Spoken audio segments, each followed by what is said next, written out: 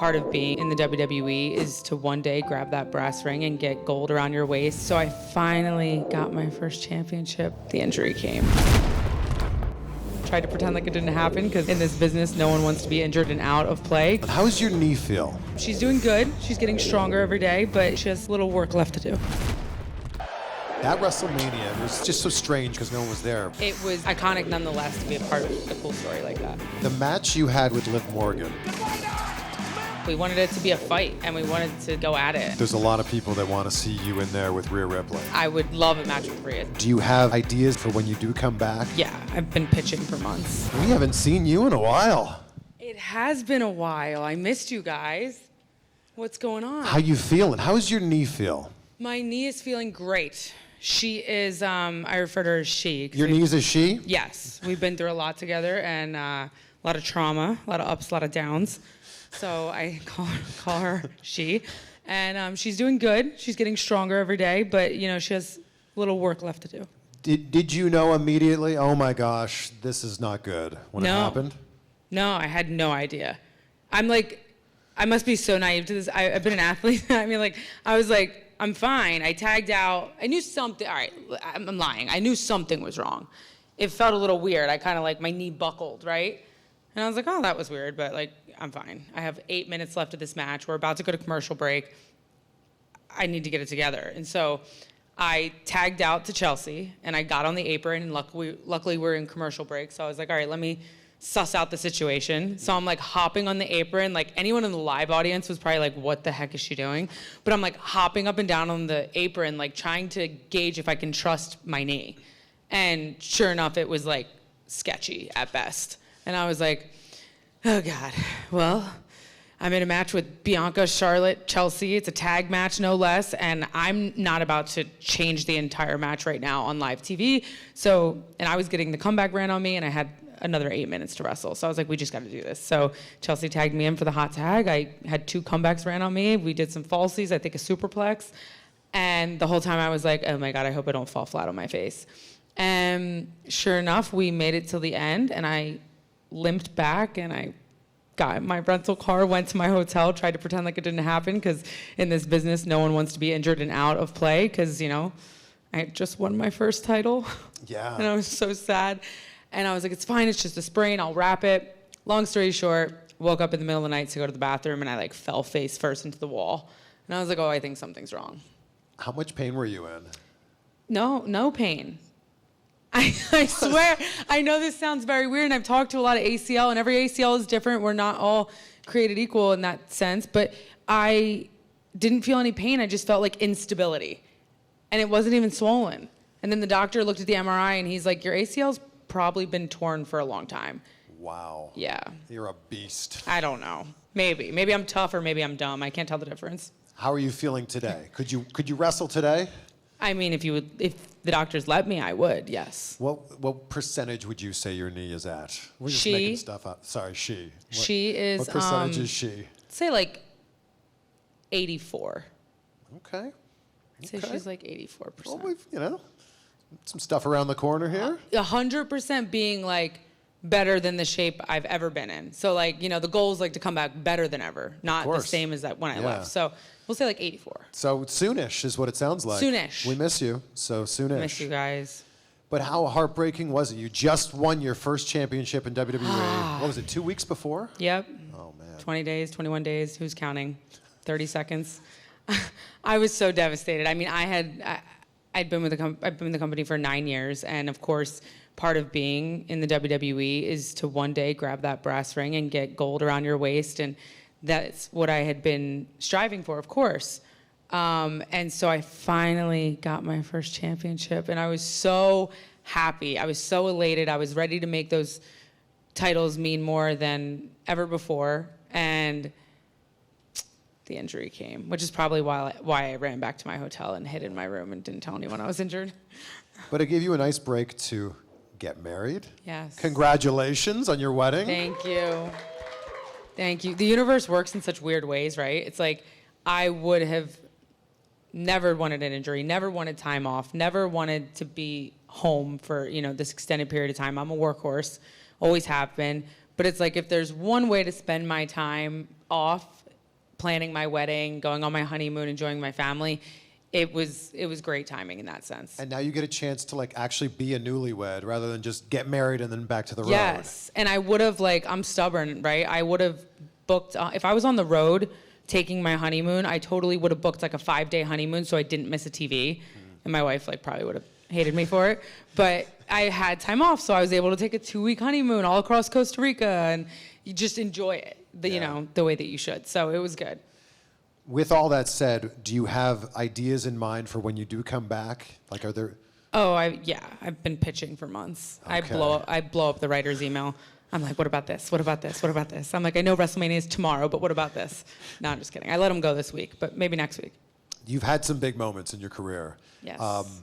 Where do we start here? Oh, there's so much Sonya evolution. Like when someone meets you, what's the first thing they want to say? Like what's this match with this person? Okay, it's one of two things. Okay. Funny enough, I think it's mostly, I loved you as GM, which I'm always like, oh wow, really? Because I loved being GM. I think it was a natural fit and it was great and it was the evolution of my character.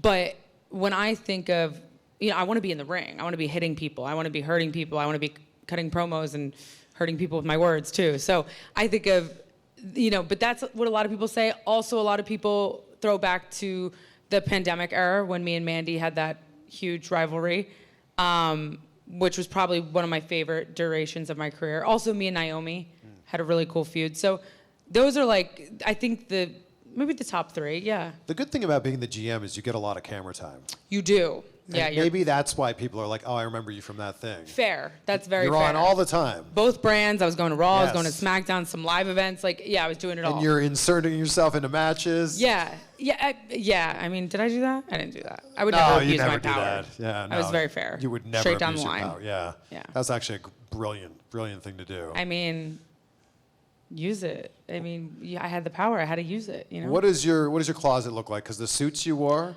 were so good. My wife would love to enter this conversation. So we have our closet that we share, and then we have another bedroom in our house. It's no longer a room. It's a closet? It is the Sonya Deville suit display. And my wife, it's an ongoing beef between us because I take up probably 60% of our closet that we share and the bedroom next door. She's not happy about it. Sounds like you need a bigger house. I think I need to do something. We need to do some rearranging. But for now, it's the suit display. So it basically looks like maybe 50 suits or so. And then it goes into Sonya Deville gear. Yeah. Then we have the MMA gear from back in the day. So there's a bunch of that. There's a wide variety. Conor McGregor returns to the Octagon on June 29th, taking on Michael Chandler at UFC 303 in Las Vegas.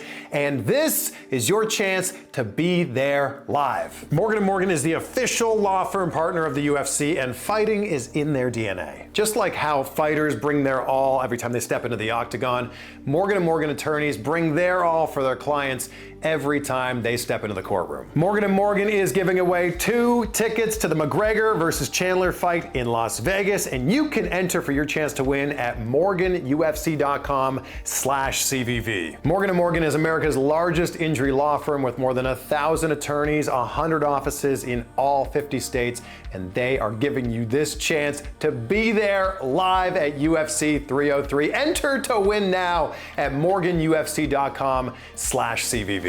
When you talk about that pandemic era of wrestling, that WrestleMania was just so strange, right? Because no one was there. But there was this big moment, right? When Otis and Mandy finally kissed and it was this big thing. Yeah. You're right there as this is happening. Yep. This could have been I feel like the entire arena, the entire stadium would have been going crazy for that. It was the payoff in that moment. Yeah. Bittersweet. The life works in such mysterious ways. I always say everything happens for a reason, and I'm a firm believer in that. But it was one of those moments where I was like, wow, I think I just had the run of a lifetime, and it was in front of nobody, except the millions, of course, watching at home.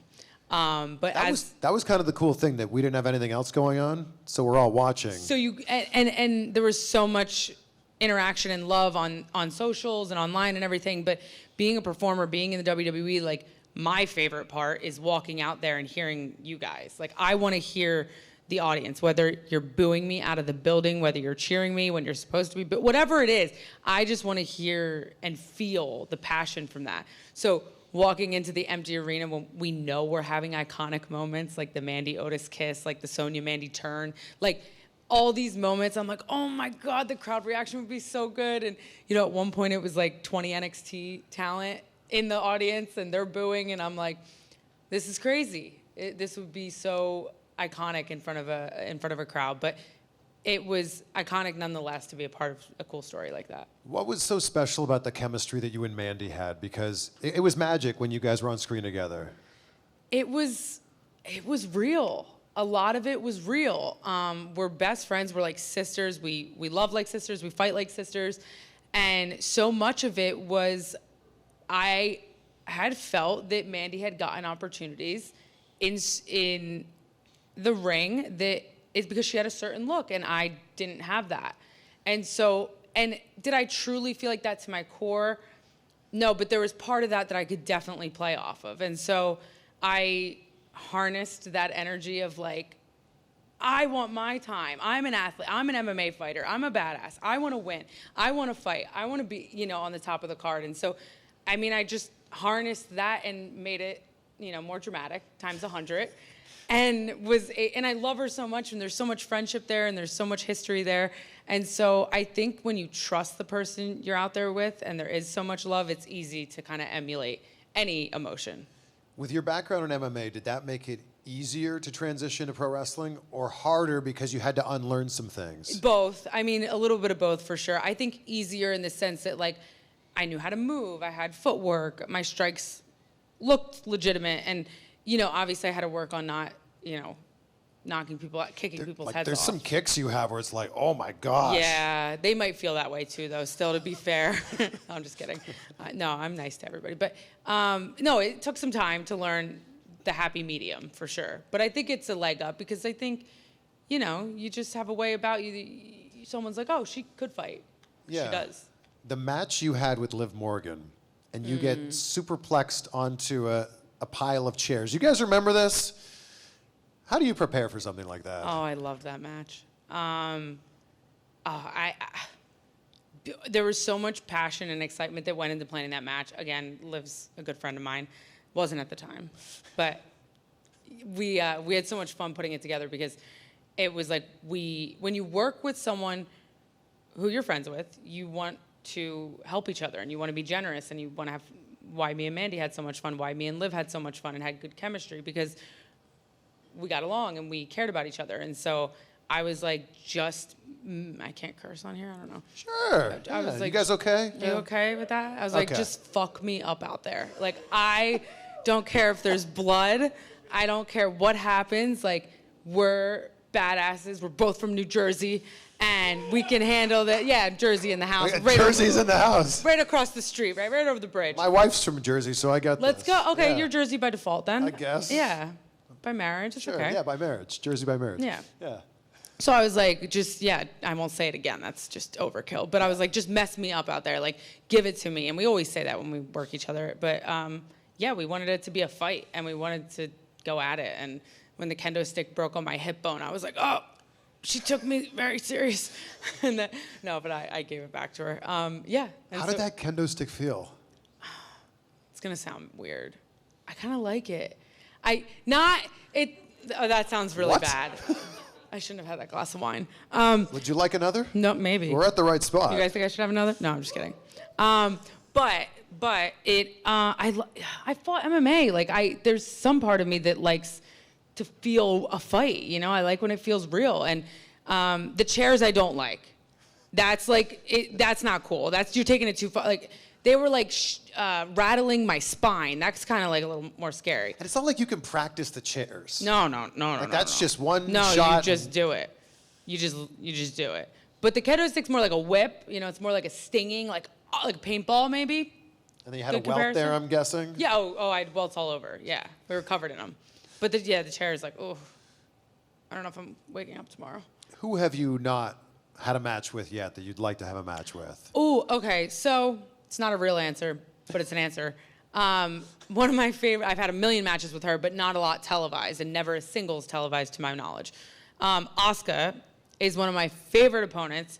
We would have awesome matches down in NXT 8 years ago, on live events and road loops. And I mean, it was my favorite match to this day, but we never got an angle on TV. And then it would be like, I go to Raw, she go to SmackDown, she go to SmackDown, I go to Raw, and we just keep like playing fraud, like, playing tag and not catching each other. So I was like, if I could paint the perfect picture, I would love to have like a 2-3 seg match with Asuka. So good. And just mess each other up. I think there's a lot of people that want to see you in there with Rhea Ripley. I mean, I would love a match with Rhea too. I've touched Rhea in the ring. Maybe tag matches. Does that sound weird? Oh man. I like that you don't know. Yeah. Tag match. I mean, we Sounds definitely familiar. But I don't think never a singles, but like we've definitely been in the same match. That as a singles match, that'd be great. I would love that. I think 2024, yeah. So, you guys hear that? Goals? You're returning in 2024. Okay, great. I mean, it's only April. Yeah, geez, I hope not 2025. Okay, good. What is it? ACL recovery 2 years? That would be crazy. I mean, with an athlete like you? Yeah, never. Come on. I'm back tomorrow. Have you had a more painful moment or experience in MMA or in WWE? WWE for sure. You get punched in the face in MMA, you get black eyes, bloody noses, but that's like, we've all felt that, right?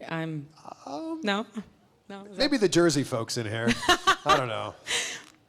Yeah, that's weird.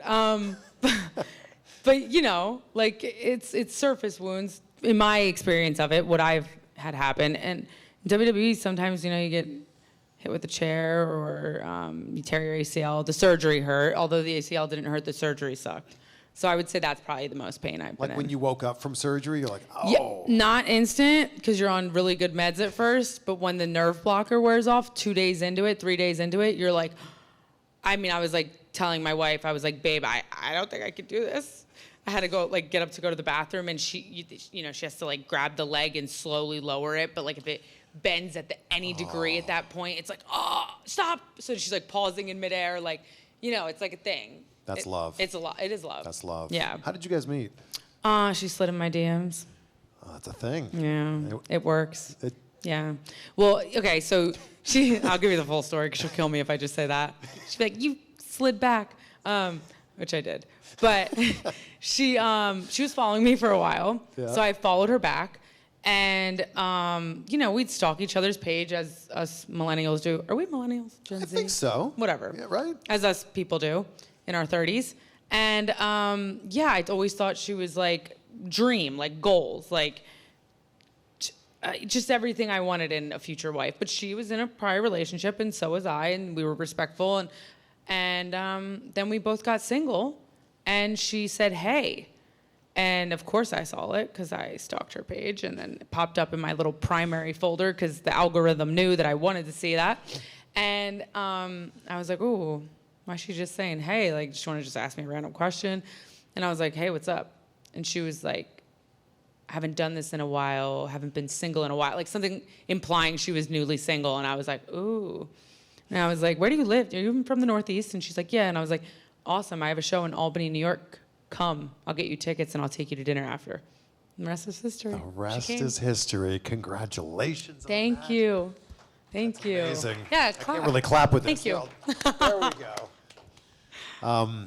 Congrats on everything, by the Thank way. you. And we're so excited to see you back in the ring at some point this year. You've already put it out there. Yes. I'll end this the same way that I end every episode, and it's talking about gratitude. So what are 3 things in your life that you're grateful for right now? Ooh. My wife and my family, that counts as one. That's one, okay. We are one. My health, I think you take for granted. I'm so blessed to have legs to walk on and be able to run again and be able to work out and be healthy and live a healthy life. And there's so many people out there that struggle with all sorts of illnesses. And we take our health for granted when we're just healthy all the time. So I'm very grateful for my health.